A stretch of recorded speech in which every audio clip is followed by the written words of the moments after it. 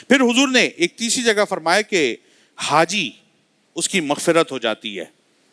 اچھا یہ جو اگلا جملہ بولنے والا ہوں یہ دور حاضر میں نے مفقود ہوتا دیکھا ہے, ورنہ مجھے اپنا بچپن یاد ہے کہ اس میں اس کا بڑا اہتمام ہوتا تھا, اب بہت کم ہوتا ہے.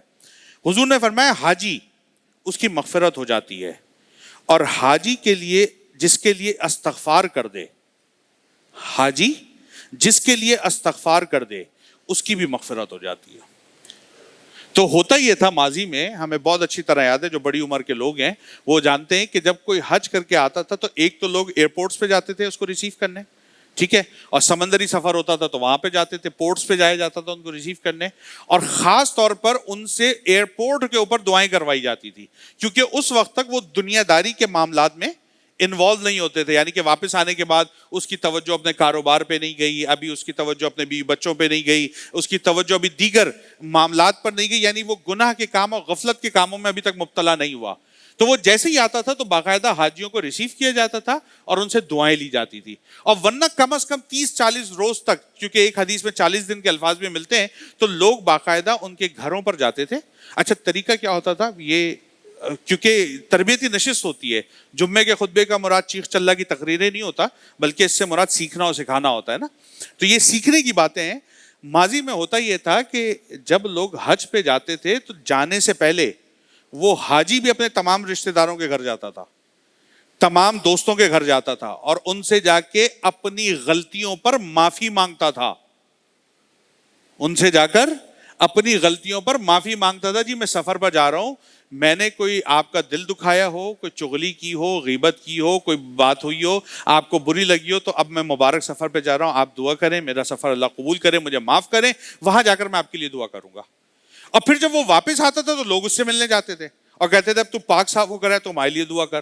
اب سب اتنے ماشاءاللہ یا تو آپ کہہ لیں مصروف ہو گئے,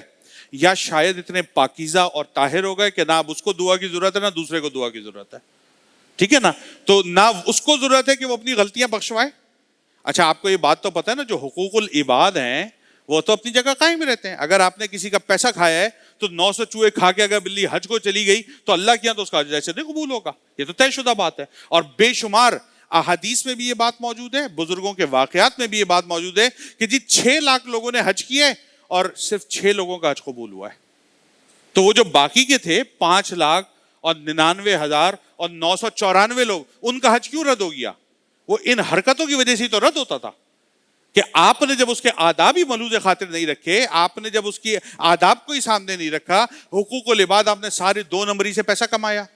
سود کا پیسہ اس کو کما کے ماشاءاللہ حج پر جا رہے ہیں, رشوت کا پیسہ جمع کیا اس سے حج پہ جا رہے ہیں, پراپرٹی کے اندر سارا غبن کیا اس کو کما کے حج پہ جا رہے ہیں, بہن بھائیوں کا انہیریٹنس کا مال جو تھا وراثت کا اس پہ قبضہ جمایا اس سے کما کے حج پہ جا رہے ہیں, زمین پہ لینڈ گریبنگ کی 2 نمبر طریقے سے زمینیں بیچی پیسہ نکالا اس سے حج پہ جا رہے ہیں. اور بابا ہر 2 نمبر سے پیسہ کمایا اور حج پہ جا رہے ہیں اور بول رہے جی میں پاک ہو کر آ گیا, تو تماشا لگا ہوا ہے کیا؟ یہ دین ہے کہ مذاق ہے؟